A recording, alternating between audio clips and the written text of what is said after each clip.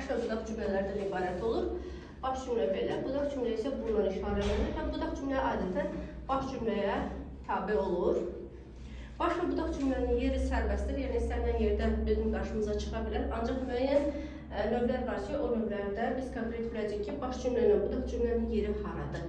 İntonasiya olanda təbii ki, bağlayıcılardan istifadə olunmur. İntonasiya ki, səbəb bağlayıcıları, çünki ona görə ki, və s. İkinci gələcəkdir. Üçüncü bitirmiş sual əvəzliyidir. Öz funksiyasını itirmiş sual əvəzliyi ona görə deyirik ki, burada cümləsi olmur. Amma sual əvəzlikləri vasitəsilə işlənir. Bu zaman budaq cümlə birinci, baş cümlə ikinci gələcək. Dördüncü var. Bunlar sa-sə ədadır. Demək, sa-sə, sa belə, sə belə, düzü, doğrusu, düzdür və ya hərçənd ki,